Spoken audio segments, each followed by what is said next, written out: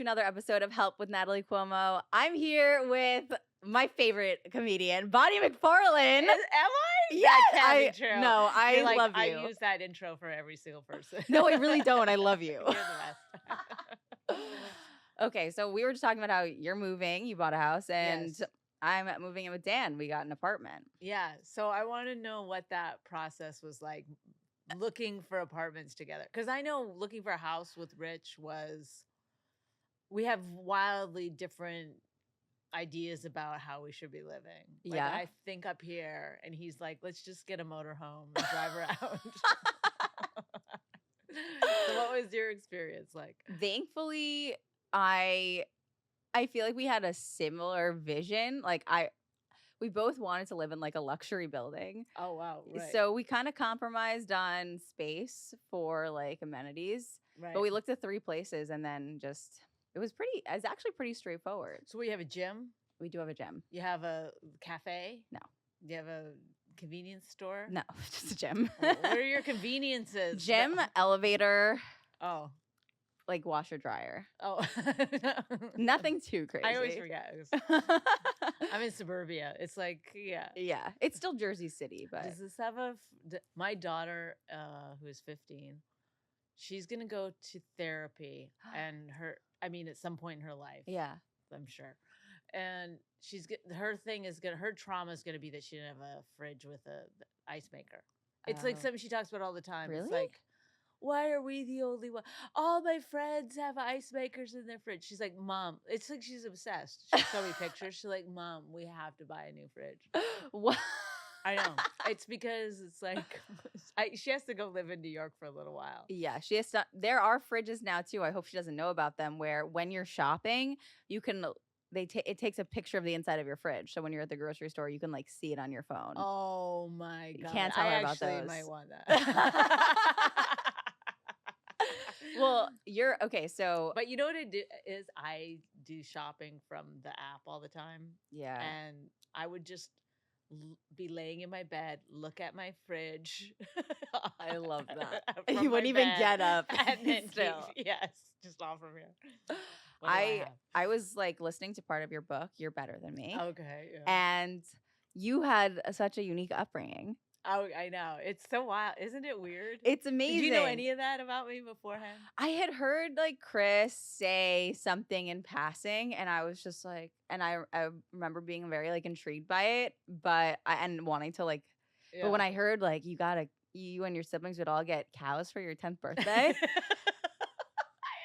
true. That's amazing. Natalie, it is so wild because so I sold the idea from the book for a TV show, so that's being made into a series, and so I'm retelling a lot of these stories to people, and it's just so funny when I tell them because I know it's true, but it's so crazy from the life I live now. Yeah. And I just can't even believe. Like all my sisters, everybody in my family is doing exceptionally well, but I guess I should just we grew up really poor. We were in northern Canada. We had no running water. My parents were just really fucking poor. It's so weird that like you could grow up like that and not even realize it while it's happening. Yeah. Do you know what I mean? Because my parents are cool. They're nice people. They're hard workers. Can I ask you a question? Yeah. So I was listening to like the sample of the audiobook, and I will listen to the whole thing because it was so good.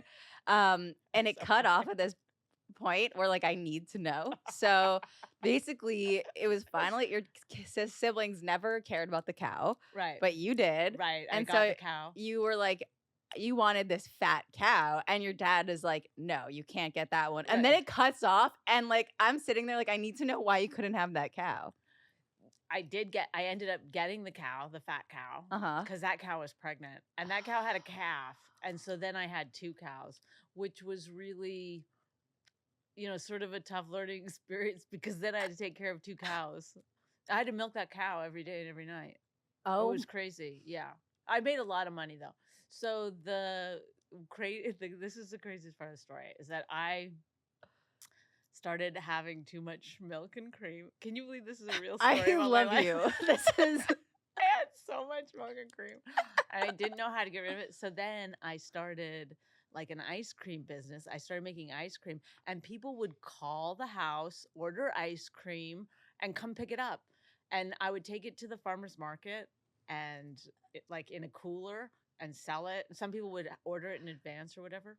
But they had to start, like, you're supposed to say it started at like 10 a.m. or whatever. Mm-hmm. People would just come mill about until 10 a.m. until they could, you know what I mean? Sort of look around.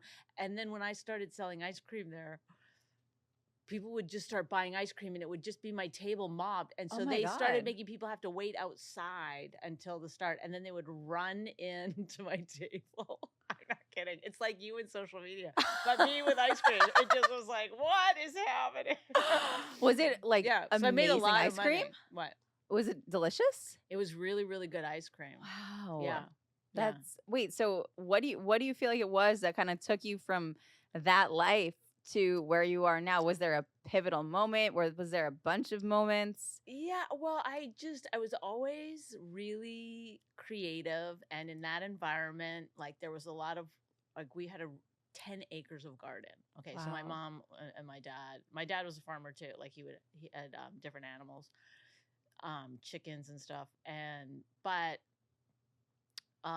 my mom, who's also a teacher, had this huge market garden, and you'd have to like it was so much work. It's like one time I figured out how much my parents were making, and they were making like 10 cents an hour. It was like, what are we doing here? Yeah. I mean, but they loved it. They loved like living off the land and be like, but anyway, so I'd be out of the garden. I'd have to do like 2 hours of weeding a day. Let's say that was my chore or Oh something. my God. But I would just be in my head, like making up stories, or like, I always kind of thought I was funny and being funny about stuff. And then, so I just always was creative. Like I wrote a book when I was like, I think the summer between 6th and 7th grade. And then I took it to my friend. She was at her locker next to mine, and I showed it to her, like this book that I'd handwritten out, drew pictures for, like this little novelette kind of thing.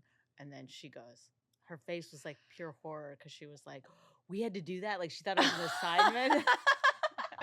And I was like, no, I did it for fun. And she was like, what? Like it was like, it blew her mind. And then I never told anyone again. I was like, what was it about? That book, that was called Chicken Island. And it was about like this island full of chickens that had golden eggs and stuff. I don't know. It was like pretty wild. I love that. I mean, See, so I'm stupid. obsessed with playing this like farm simulator, Stardew Valley, on the Right. Switch. Right. And just in the game, there's so much. Every morning, you got to get the eggs. I mean, in the game, it's crazy. I love that you're like, oh, I have to get up for this dumb video game. Oh my God. I know. Farming is so much work for no It is. payoff. It is. I grew a garden the last couple of years, and it's like, it was so much work, and maybe we like had, 3 dinners. You know what I mean? Yeah, It's like, yeah. what are we doing? I wanted to be like when I was in college, I wanted to be a farmer. That's what I majored in agriculture. You like, did? Yeah. Oh my God, we have so much in common. I know. I like. Why would you do that though? That's so crazy. I had a best friend in high school that I really looked up to, and she took me for a summer to like work on this vegetable farm, and like it was this whole like we were kind of like we weren't dating, but like but we were like best friends in a way. Like you'd hang out with you know what I mean? Right. Everything she did, I thought she was like amazing. Right. So she taught me everything about like farming, living Oh my off the God. land, and then. Yeah, I majored in environmental science with a focus in agriculture. I worked on like some sheep farms. Oh my God. And then I realized like after I graduated, because my whole plan in college, I was like, I'm just going to graduate and work on a farm. And then afterwards, I worked on enough farms in college. I was like, this is too hard. Yeah, it's so ridiculous. physically It's like fun intensive. For, like a summer to Right. just kind of like, get a really good tan and be one with the earth and stuff. But yeah, like be with like a bunch of like smelly community with hairy armpits, and you're like, yeah. woo, let's bake. Well, people used to come like 19, 20-year-olds, traveling around Canada would come and work on our farm in the summer lots of Really? times and stuff. Like, yeah. Wow. It's like transient, but Canadian. Like, hey guys, got any work? So do you actually, this is total subject change accidentally, but do you actually like tarot cards? That's because of the house burning down, right? I pull a tarot card every episode. You do? Yes. No, I know nothing about tarot or like I love stuff that's gonna get me inspired or get me like make me feel good. Like that's why I read my horoscope. If the horoscope is bad, I'm like, why are you writing this? That's not what it's for. It's a little like you're gonna have a great day tomorrow. It's like, oh, thank you. I need it. Yes. Right. I feel like a lot of the time it's like it's like something that I need to hear. Like Right. I'll be like, even if I feel like tarot cards, usually even if they're negative, I'll be like, all right, what is the negative thing in my life that I could be thinking about? Right. But it gives you some kind of like construct with which to sort of like identify your problem, I guess. the story of your house burning down, you calling your husband Rich and him being like, I gotta go on stage is the most. It's true because he was in, I think, San Francisco. So in between shows, I was like, our house burnt down, which it did. And I was doing tarot cards. That's the embarrassing part. I was like, everything's like when we went back into the house, it's all burnt down. You could see like tarot cards on the bed. It's like they kept saying, like, did you have candles going? Like, what were you doing in here? It's It wasn't like I was a doing some seance. dark arts or something. That's why my house burnt down. But no, I was just like, I had a tarot card kit, and then I was just, you read the book, you go, oh, okay. Yeah, I feel like I've been studying tarot cards for long enough, but I can't just like pull a card and know and like tell you what it means. Right. I feel like I still have to read from the book. Yeah, no, because the way they explain the card makes so much sense. It's like, and in the background, you'll notice two sailors that are, on their journey. It's like, oh, I thought those were lumps. I thought that was like a mistake. I thought that was dirt. Yeah, it's like, okay, thank you. Would you say your house burning down was like the most catastrophic thing that's ever happened? And that's a crazy. That was scary because my daughter and I were both in the house.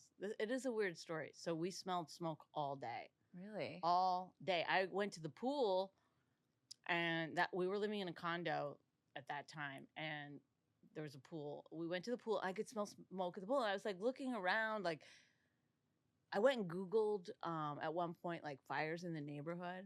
Wow. Nothing. And so, and the alarm wasn't going off or anything. I kept kind of looking to see if there was like a outlet that was funky or something. And then couldn't find it. So I just sat down to do some tarot. I got her some popcorn and she was watching a movie right beside me. She was like 3 or 4. And all of a sudden she just goes, Mom. And she points to the bedroom has a balcony on it. Even through the curtain, you could just see this red, like it had started in a plant pot on the balcony.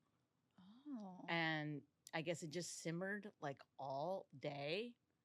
And then at some point in the night, like 10 o'clock at night, it just finally like went poof. Because I was even out on the balcony, like looking around, like, is there a fire I can smell? Oh my God. Right. What was in the plant? I don't know. That's crazy. But I mean, they never found any like thing that it was, or I mean, they knew it started at this dead plant that I had on the balcony. My parents. You grew up at a farm, and you had a dead plant. You had a dead plant on your balcony. Yeah, that dead plant had been out there for years, and I guess it got hot enough that it like. How long did it take you to rebuild life after? So we had to move, like we stayed in a hotel for a long time, some Airbnbs, and then we moved into this other apartment for like 6 or 7 months. Oh, it was horrible. I was like, Rich had to one time pretty close after, because Raina and I had to run out, obviously. Yeah. She was like, what about my stuffed animals? And I was like, oh, honey. It was like, as a kid, I would have said the same exact thing. Yeah. I'd be like, what about Patches? Right. Well, then after we felt bad, so we kept buying her stuffed animal. Like anytime she wanted a stuffed animal. And now I think in our basement, we have just bags and bags of stuffies. It's like we've we've Was created some Rich kind of weird glitch in her. She's gonna be like a a furry furry? or something when she gets older. It's like Was Rich mad or he was just like, no, I mean he was right? like, you know, he was glad everybody was okay and stuff. But he did go back on stage. So I called him in the middle of like in between his sets, and he was like, "There's nothing he could do." It was Yeah. like he tried to get a flight. There's no flight, so he said, "Well, I can't get a flight till midnight anyway." So then he was like, I guess I'll go do my show," and he went and did his show. And is it true that he was like, that was the best set Yes. ever? Yeah. What is it? I mean, okay, so what is it like being with a comic for that long? It has its ups and downs. No, you know what it is? Like I couldn't imagine being married to someone who didn't have a sense of humor, because it's honestly the thing that like binds us through all the fucking bullshit, Yeah. And I imagine other relationships have ups and downs too. It's Yeah. like, but no, he still really is the funniest person I've ever met. So Aw. even when like he is irritating, and he does irritate me. And he has so many weird things that he does that are just like in real life. You don't like around comics, it's fine, Yeah. But like we're talking to realtors, we're talking to mortgage people. It's like I'm constantly like, okay, Lori, thanks so much. It's like, What does he do? he's just kind of rude sometimes. It's like, Yeah. he doesn't know. We're both super dumb about all of this stuff. So like when I was getting the mortgage, she was like, "How much money did you make last year?" And I was like, "I don't know." She goes, "You don't know how much money you make?" I was like, "I really don't have any idea." And then I knew I sounded dumb, so then I was like trying to explain it to her, and I go, "Well, it's just that like I don't know what year it is." She goes, "You don't know what year it is?" I was like, "No, I mean, I don't know what year like I got paid for certain projects, like what year, because sometimes Right. you sign a contract and then you don't actually get checks until the next year or whatever." I don't know. She just thinks we're complete idiots. But it's like, it's just that you're like an independent contractor, so you just have a million different. Right. A million different income streams, which in real life, like people just don't know how to process that. Yes. People don't know how to process that I work on weekends. Yeah. Like they're always like, "Hey, do you want to go out Friday? Do you want to go out Saturday?" It's like, I work Friday and Saturday. Nights? I'm a comedian. Like, what do you think I'm doing? What is there a moment in your comedic career where you were like, just like had the best feeling in the world? Like, is there a show that you're like, this is my favorite show ever that you did? I don't know. I feel like that all the time. That's good. I always feel like, oh, that was it. That's I great. don't always have that feeling, but lots of times I have that feeling. Like, I like doing stand-up. I like being on stage. I like being like saying ridiculous things to people. I even kind of like getting in fights with people sometimes, which I do sometimes. Me too. Like, I like having that. It's just such a heightened experience on so many levels. I like what you said about like you have social anxiety, so people are like, why are you getting up and talking to everyone? And you're like, that feeling you get when you talk to people, that's how I feel anyway. Yeah, right. I actually feel it less going on stage for some reason, because I feel more in control of that situation than like in real. I've really, I don't want to say fixed, but I really minimized my social anxiety over the years. Do you have any tips or tricks? I just stopped caring. I don't know if it was something I did or just it's like probably some kind of like aging process that happens where you stop caring what people think about you. That sounds so But it does feel nice. really good. Oh my God. I've gone through phases of feeling like I don't care what people think, but it always comes back. It always comes back. Aggressively. Right. But in those moments, doesn't it feel good? Yes. Like one of the things on stage that's like embarrassing and the best feeling is when you're kind of like in some zone and you say something that even you're not even sure how you said that. It's funny and people are laughing and you're just like cocky as hell.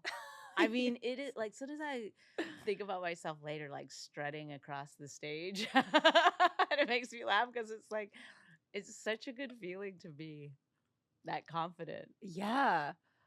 It's like the best. I feel like I go in and out of feeling like super confident and just completely hating myself. I Right. don't know how to just be in the middle. I feel like that's a comedian's thing. It's like you either think you're the very best or the very worst. It's like, yeah, it's like nobody goes, yeah, that was pretty good. Yeah. You're like, I hated them.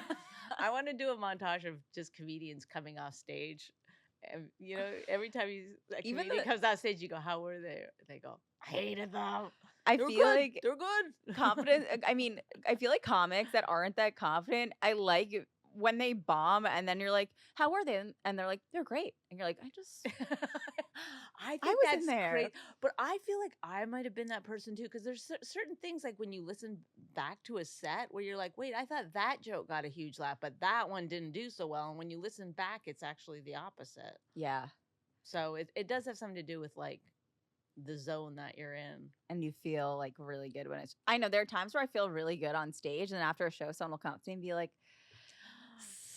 I know the audience was rough. And I'm like, I thought I crushed till you said that. So thanks for ruining my night. No, but you have to put those people out of your head, because what they're trying to do is they're trying to bond with you on a level beyond that audience. They're like, Yeah. I'm not part of that. People always go, oh, that was a tough audience. I'm like, you were the audience. Yeah. Like, stop it. It's you. Yes, you're telling on yourself then, okay? I wish people were laughing more because you really were funny. I was laughing. It's like, great. That's what you're Like, good. I don't care. The show's if you were over. laughing, why were you paying attention to anyone else? No, I know. It drives me nuts. And then also, I think on stage, I have to remind myself all the time that they don't know what your best set is. So you're always judging everything based on your best set or how the good that joke did in the past, but they don't know. Right. Like, I always get mad if a joke didn't work, but it's like they didn't even know that was a joke, so they're not even judging you yet. You know what I mean? They're They'll stupid, they'll yeah. think the second punchline is a joke. Yeah. It'll be fine. Like, do you know what I mean? What do you think is, it doesn't have to be comedy related, but what do you think the best advice you've ever received is? I don't know. Wear a scarf was some advice I got early on. Yeah. Wear a scarf when? Yeah. This guy goes, Stay warm. He goes, I think you need more color around your face. You should wear a scarf. Who said that? Some guy. Isn't it weird the things we remember that people tell us about our appearances? Oh, okay. Oh, all right. No, I think when people first start doing stand-up, they do it exactly the way they're supposed to do it. And then they hear all the advice and they learn comedy, and then they just start doing it really terrible. Because I think like my whole thing was, it's trying to get back to how I did it when I first started, that people were like, you know, you should really say hello when you start, and you should really do it this way. And wow. you should save your best joke for the end. And, you know, but really your natural instincts are correct. It's just that it's like, what happens? I'll see somebody be really unique and interesting in the beginning, and then people will give them advice, or they'll start seeing other people do well. So if you're unique and interesting in the beginning, maybe the audience isn't as with you, because it's just, you know, it's harder to sell that kind of a persona, let's say. And then you'll see them later, because they're trying to now kill the same as that guy who's not as good or interesting or as unique. He's doing much better. So now that guy starts doing jokes like him more, and he's, you know, taking away from his natural self. And so now he's doing better with the audience, but he's a terrible comedian. You know what I mean? So it's like, it's hard to stay your path. But I think, honestly, I think the whole goal of stand-up, probably of life, if I may, is so cut that part out. No. The whole point is just to be yourself. Like, that's the thing that we just were talking about. When you're up there and you're feeling cocky, that's when you're hitting the zone of being yourself. So that's why it feels so good. You know? Yeah. I feel like that's when I get out of my like stage. Like, my whole goal is just to not have a stage voice, to just be like, sound the same here as like on stage as like I would on the phone with my mom. Right. And I feel like sometimes it takes me a few minutes into the set to get there. Right. And that's why I feel like going on the road has been so helpful, because like I have the time to get comfortable and then be myself. But then all these sets in the city, they're like 10 minutes. So I'm not always like accessing like my voice. Right. But I think it does take time to like that's the thing that's stopping you 90% of people from being themselves on stage, is that sort of fear, or like whatever cloak they put on to like deal with, that all those people are staring at them or whatever. But if you can get to not being nervous as quickly as possible in your career, I don't mean like in the set, I mean like Yeah. in your life, of just knowing that whatever happens, good or bad, that at least you're yourself up there. That's, I think, honestly, the best I like that. thing that you can do. I like that. Even if you have to do drugs, drinking, I don't care how you get there. Don't be nervous on stage. Do you feel like being a woman in comedy, you like people treat you differently, or do you think that it's kind of same? I think people used to. I think for a long time, like, I didn't note it. Like, I just didn't think about it that way, so it didn't affect me. But then when I started thinking about being a woman in comedy, because it just becomes a thing that people constantly ask you about. Like the minute you start getting any kind of press, or, getting any kind of like, I don't know, whatever success, that's the thing they hone in on. Oh, you're a woman in comedy, when really the benefit, I think it would benefit all of us if we just stopped answering any questions about being a woman in comedy. Do you know what I mean? It's Yeah. like, just, I mean, not to be an asshole, but it's just to always answer things in like, well, being a comedian. Because I don't know what it's like to be a guy, honestly. And when I don't think about it, I don't have any genderized thought about what I'm doing. Like when I'm on stage, I'm not thinking, oh, I'm a woman up here. Same. I was just watching, we were talking, Hannah Berner, she had Barbara Corcoran on her podcast. Right. And Hannah was like, do you have any advice for like women entering a new workspace, feeling intimidated? And Barbara goes, I never thought of myself as a woman. Right. I just thought of myself as a person. Right. And like, I love that Right. so much. I feel like, not that it's like, not to put anything wrong with being like female or feminine. Obviously, I'm not very feminine, but like I don't think there's anything wrong with like being sexy on stage, or all that stuff like that comes with or falls under the umbrella of being female. If that's who you are, do it, go for it. But I just think like to constantly be like, well, it's harder for women, it just keeps perpetuating the thing. It does. Yeah, that's true. It just, even answering that question keeps the idea like, well, it's always like every headline is something about being a woman. It's like, oh, come on, like I have other things about me. So I'm talking about global issues here. Your comedy is so intelligent. I love it. So I love that you're able to talk about like climate change, like, and the world ending. I like that you open your set saying like, I'm a feminist and a vegan, two things that are like almost alienating. Right. Because people are like, feminism? Like these are like buzzwords that make people kind of shut down. Right. Is there something that like made you want to start your set like that? I don't know. I don't think about things like that, I guess. But I do think sometimes like I'm in the middle of New Jersey, I'm doing these sets, and then it's like I'm doing fine, and I'm telling people I'm an atheist, I'm a vegan, I don't get into politics really, but they're making their own decisions about me. You know what I mean? They're like, I'm like pro-choice. But it is funny. It's like they like me anyway. Yeah. You know what I mean? So it's like, I guess it's whatever you put on it. Because I'm making fun of myself too for that stuff.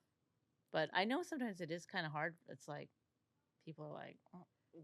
No, I'm in New York, it's fine, I'm so I didn't grow up with religion. Did you grow up with religion? No. You didn't? No. My parents were against.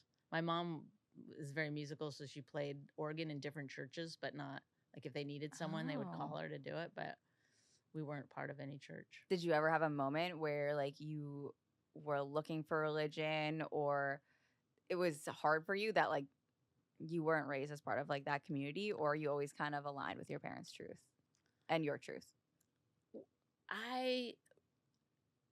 It's funny. I bought a necklace one time when I was a teenager that was a cross, and my dad wouldn't let me wear it. And he was like, you can wear it if you understand and believe what that symbolism means, but he goes, it's too big of a symbol to just wear it and not know. Oh, it's just a fashion statement, you know. He was like, and I was like, he is so dumb. But now I think back on that sometimes, I'm like, it's kind of right. It's like a big thing. But I always kind of felt like we got lucky in my family. Like when I look at other religious families and kids and the things that they had to do and Yeah. stuff, you're like, oh, I'm glad I don't have to. We live next to this big Mormon community, and they weren't allowed to have like soda or anything. You're like, oh boy. Okay, good luck with that. But no, and I feel like it gave me, like, I don't think of things in, like, even religion, but other things too. It's like I don't think of things that black and white. Yeah. I don't have to. Yeah. I like that. I feel like my parents, they're like they both were like, yeah, God's not real. As a kid, I was like, wait, what? I didn't want to think that after you died, you were just gone. I feel like I think as a kid, I wanted to have some sort of faith in something. Right. But later on in life, I feel appreciative because I feel like those are the things that made me like really reflect at a young age. Right. And then you get to think about you can really have deep thoughts with yourself about what really is going on in the world and how things really are. Or, I mean, there's all these like things that I like, have you heard like you pick your parents? No. Like there's sort of like this, a spiritual idea that like we pick our parents, like we pick this life to come and, whatever. And I think it's like so fun. Like that's a fun thing to sort of just believe for a few minutes and think about it. It's like, why would I pick them? What was I thinking? I was thinking, I like to challenge the person who did the picking, like the challenge more than than this me. Were you a vegan when you did you grow up vegetarian and vegan? No. I had to kill animals and eat them. Did you? How was that just? I mean, that's the best way to eat meat. I mean, I guess it gave me a connection to the like what was actually like. I think people just mindlessly are eating meat and don't think about it. Yeah, like people get mad at hunters, but I feel like they're actually, at least they're, I don't know if you can kill a chicken and then eat it, then go for it. But I don't think a lot of people would be able to do it. Yeah, and at least like those animals aren't growing up in factory farms and Right. etc. Right.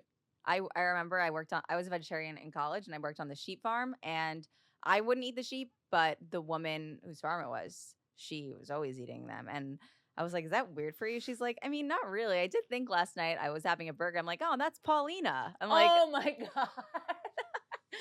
My sister, who's not a vegetarian, but when she was little, when we would have to like harvest the chickens, oh my God, kill like hundreds of them at once. Really? Yeah, and I would cut the heads off them. I was like, I volunteered for that. I was like, because it fit my persona, but it really wasn't good or fun. I pretended that it was like, yeah, I'll do it. But you're killing something. It's like, it's not a great day.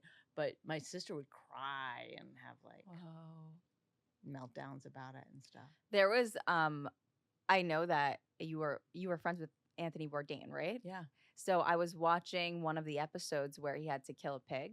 Oh. And I thought it was so interesting because I think it was the second time that he had done it. And he said he was expecting to feel all this remorse that second time, but he didn't. He was just like, I'm killing the pig and I'm part of this process. Well, because there is something to that too, though, where you're like, this is what we do to feed our family. And we learned that was our religion kind of on the farm, was like, the, Mother Nature and growing stuff and like, the cycle of life. And my dad would get kind of mad if you were like being a baby about it, because it was like, this is feeding our family. Like, Yeah. So I get that too. What was where it? You go. What was it like knowing? What was he like? What was your relationship with him like? That's Anthony Bourdain. Mm-hmm. Well, I did a roast, and he was the guy that we roasted. It was all these celebrity chefs and stuff, and he thought it was really funny, and that's how I got the book deal, because he had an imprint at I can't remember the book company, Echo Books, and And so he was like, he took me out for lunch. And this was kind of funny because he was sitting there, so the kitchen was behind him, and so I was sitting here, and you could see people peeking out of the kitchen all the time.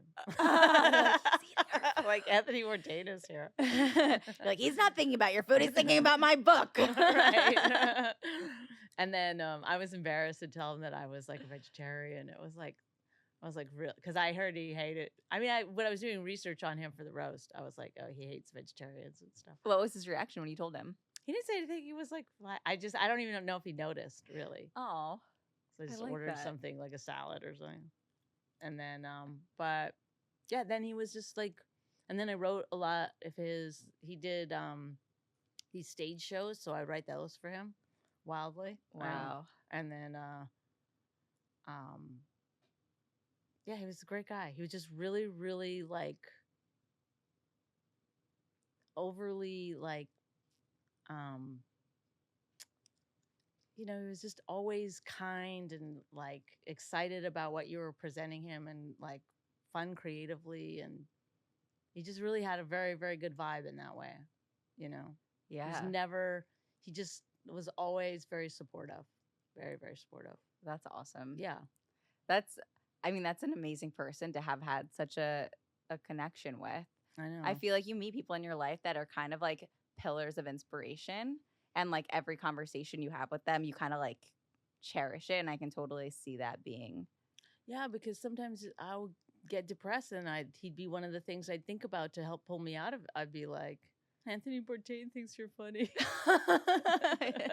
We all think you're funny. I can't do this. What is the way that you deal with self-doubt? Like, we all deal with it. Do you have any techniques? I think before, like when I was younger, I would spiral down into it until I hit some kind of bottom and then come out. Like I would get really, really depressed and very like just despondent about everything. But then I would come out of it sort of feeling better and like stronger and, like, okay, because you ask yourself these questions in those moments of like, is this something I really want to do? Yeah. If you don't want to do this, do something else. Like if this isn't for you. So it always kind of brought me back to a better place, I guess. But now I really don't get depressed at all in that way. For years I haven't. I just love stand up. I don't know. It's so weird. I don't know what happened, but I think it's like, it's just, I'm so lucky to be in this business and working and doing stuff. I don't know. I sound like one of those fucking idiots. No, that's amazing. I like that. I like that a lot. Was it like being a mother and stand-up comedian? Was that difficult at any point just because how demanding it is to be like a new mom? Yeah, I think back on it, like I go, I don't know how I did that.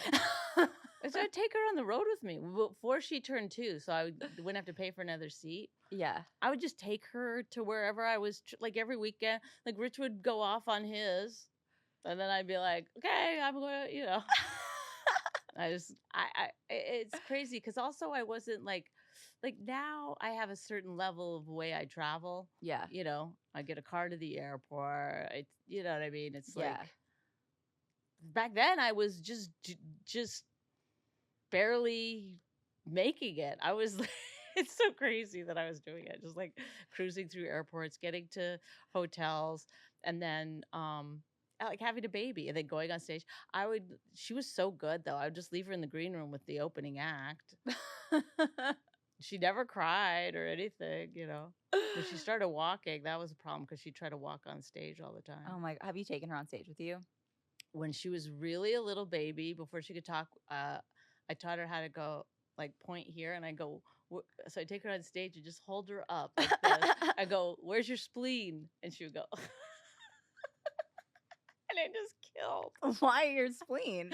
I just thought it was funny because people always go to babies like, where's your nose? You know what I mean? Right. So I just taught her to, I don't even know where the spleen is. I just taught her to point to like her side. She would be like, does she want to be a comic, having 2 comics as parents? No. Or is she like, ew? She's not ew about it. She's just not, like, I don't know if she even really thinks of it as a job that we do. One time I was like going, she wanted money for something. I was like, it's my money. I worked hard for it. And she goes, oh, you just lay around writing. No, she goes, oh, you just lay around in your computer all day. Like, that's. I'm doing pretty good. You're like, all right, well, thank you. Yeah. It does take a while to like understand the concept of money just in general. And the fact that like, oh, someone worked for like as a kid, like someone worked for this. That's why you can't have the toy. Right. But now she started working. So yeah, what does she do? She works at Rita's, which is like a custard ice cream place. Yes. Free ices? Sometimes if I get her on a good day, she'll bring me a little ice when I pick her up. But she was talking, her and her friend I drove her friend home the other night, and they were talking about it like they'd had a job for 35 years. I mean, they were just like, and Jimmy, you know what I mean? I was like, wow, you've had 12 shifts. I love teenage girls so much. I mean, they're so funny. That is the age where if I could look back at myself at that time, I would laugh so hard at all the things that I did. Right. Just why did I know, but in a way they kind of have life figured out. Yeah? Do you know what I mean? Like, yeah, because they're like, I don't want to do anything that I don't want to do, which, I don't know. I kind of feel like that's why I got into comedy. Just like, it's like, it looked like a pretty easy ride. Right? I was like, I'm not going to like get up every morning and commute somewhere. Do you have like a process for writing? I usually try to write first thing in the morning if I can. Like, get up, make coffee, let the dog out, whatever, and then just before I talk to anybody or look at my phone or anything, I'll try to write for an hour and a half. Do you like free write, or you have a specific project for that time? Usually, well, whatever writing I would do some kind of writing, but in the last few years, I feel like I always have a project that I have to get done. So I'm always writing on that. But if I don't, I'll write stand up. I just like going over it. I think that discipline part of writing is something that I struggle with so much, and I feel like I really want to get to a point where like I spend a specific, consistent amount of time writing every day, and I'm just not there yet. Yeah, but maybe that's not your process. Yeah. Like everybody's process is different. Like Rich has never put pen to paper. I mean, I don't even know if he knows how to write, but but he's like obviously done very well for himself. Yeah. You know what I mean? All of it goes on in his head. That's all crazy. So that's his process. And some people's process might be to never think about stand-up, only like think about it when they're on stage. So therefore I don't know, maybe they get some kind of juice from that. Like, who knows? It doesn't, like when you hear about other people talking about their creative process, it's like, and you're like, well, I better do it like that. It's like, that's exactly the wrong. You should definitely lean into whatever the thing is that you already do. I like that. Yeah. I feel like I keep like buying notebooks and being like, all right, I'm going to sit down. And then after I write 2 pages, I'm like, my hand hurts. I think I just need to write so my hand gets used to writing. Right. Like this is right. I can't believe I used to journal. Do you write your jokes down? Like I do. On a notes app or something? But I used to like, as a kid, I would journal so much. Like I just always was journaling, and I love having those. So I really like, not even for stand-up, I feel like it's going to help my stand-up to just journal because it gets like my brain going. And I keep telling myself like, I'm gonna start doing it again. And then I just don't get there. Right. That's why I do it in the morning, because I feel like if I wait, the day just got like, it's all like of a sudden you gotta like walk your dog, you gotta like, do laundry, you gotta get food. It's like this endless amount of things that take over. I agree. Yeah.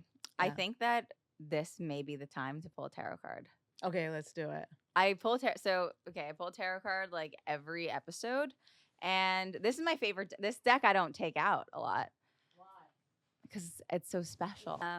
So can I ask your advice about this? Mm-hmm. I really am struggling because I love pulling a tarot card on my podcast, and I spent a lot of episodes being like, I'm pulling it for the episode, but then every guest is like, no, pull a card for me. Right. I don't know. I don't know. Yeah.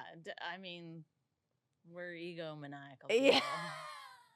You gotta pull it for me. Yeah. I don't give a shit about your show. Come on. All right, let's go. This is my favorite deck. I It's a like nice deck. collect decks. Mine are really little. Oh. Well, they're burnt. No, I'm just kidding. I heard that. I was like, oh my God, your house burned down. No, that's going to happen to me. If my house burns down, it's going to be me reading tarot cards. Well, the cops interrogated me like I was on NYPD Blue or something. That's so crazy. Yeah, it was like, because they thought I was doing something like a satanic ritual or something. I was like, why would I try to, or they thought I was trying to burn the house down on purpose. I was like, why? My kid is in the house. Like, You know, everyone always says, like, if your house was burning down, what 3 things would you grab?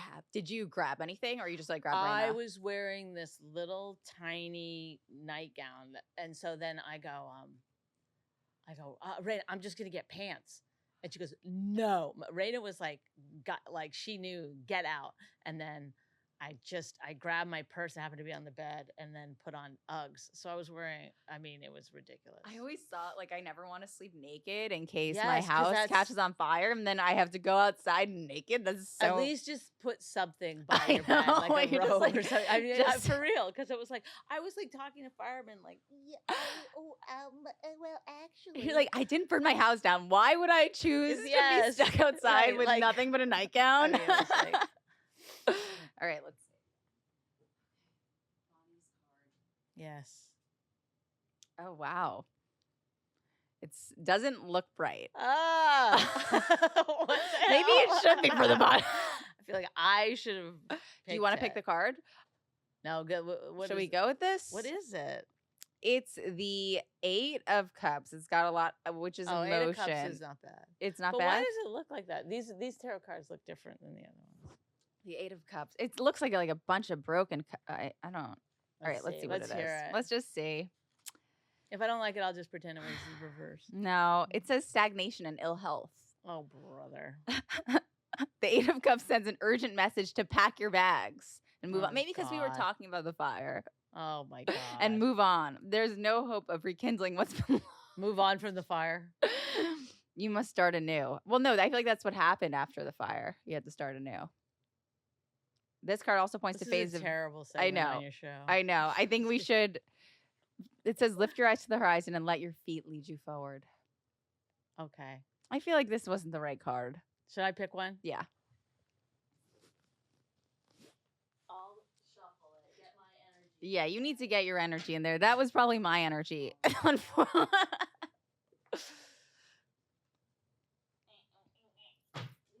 hard. How do you shuffle? Oh, you do like a gambling, like a casino shuffle. I like it. My family, we play poker all the time. What kind? Like, I don't know, Like Texas Hold'em or whatever? where there's no river or anything. We Yeah. just like. That's fun.